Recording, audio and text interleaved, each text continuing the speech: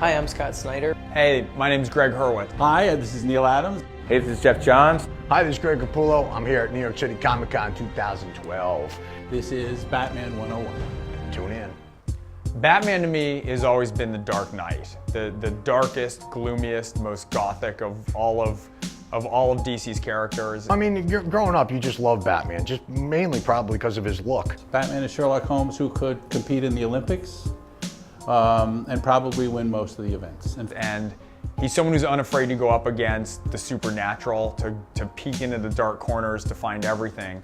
And the flip side and the fuel for that for me is it goes back to a dark alley when he was once a scared kid. And the family goes out to see a movie one night and they're confronted by a criminal outside after the film, and Bruce's parents are shot dead.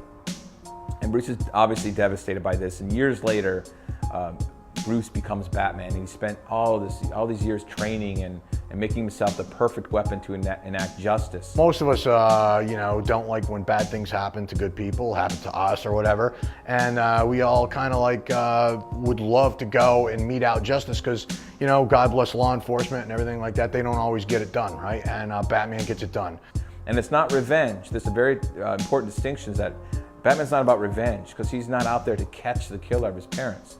He's out there to prevent that from happening to anybody else. And he's one of the few superheroes who's really not afraid to walk that knife edge between sanity and insanity. But that really interesting mix of heroism and sort of completely twisted self-destructive impulse is what's endlessly fascinating to me, because it also makes him heroic that he's flawed in that way.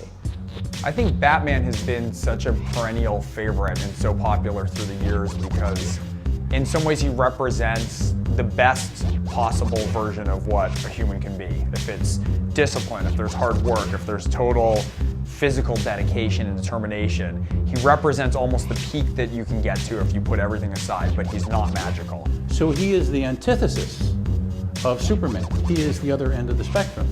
He is a superhero without superpowers.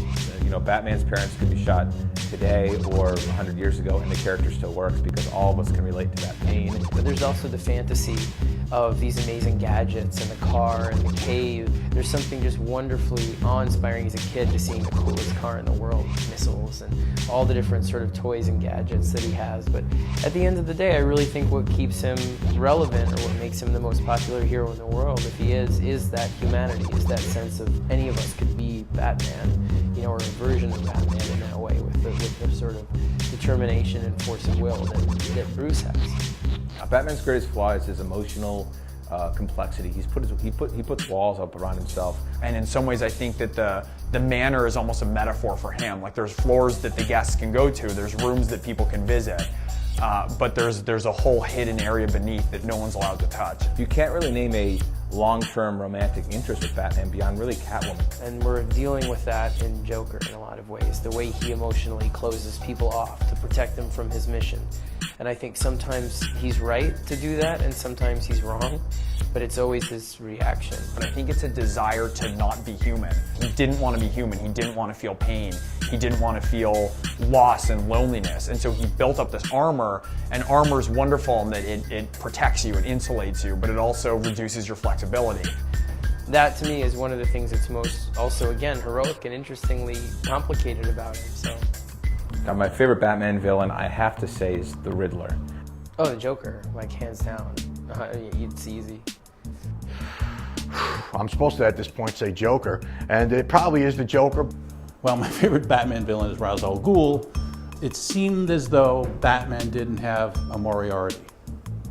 So Denny and I and Julie created a Moriarty, turned out to be Ra's al Ghul. My first project for DC, I wrote the Penguin, and the miniseries Pain and Prejudice. And I think why I started with the Penguin and why the Penguin always has a special place in my heart is because he's the only one out of the Rogues Gallery who is sane. His whole rogue gallery is just littered with awesome villains. Yeah, I love Joker. Obviously, I love Two-Face, Bane, Mr. Freeze. All those other characters are great. But there's something about the Riddler that he challenges Batman's mind. You don't really, when you say Riddler, you don't think of these physical fights between Batman and the Riddler. You think of these puzzles that Batman's got to solve. And I really love that as a villain. It's very unique. if I was going to recommend one Batman story to anybody, the Batman The Dark Knight Returns. Yeah, Dark Knight Returns, man. Frank Miller, really, he's wowed me. Probably pick up year one before I pick that up because it's a wonderful introduction to Batman's origin. I think those two stories really, they start at the beginning and the end of Batman, so they're perfect stories to give to anybody who's interested in Batman. The Killing Joke is probably my third favorite. For me, it's always going to be The Killing Joke. There will never be a better mass vigilante, I think, in fiction, because Batman is the one. And I don't think any other character in fiction has had more stories told about them than Batman. So Batman to me is the epitome of justice and human perfection and what you can strive to do if you put your mind and soul into it. How's that? That's awesome.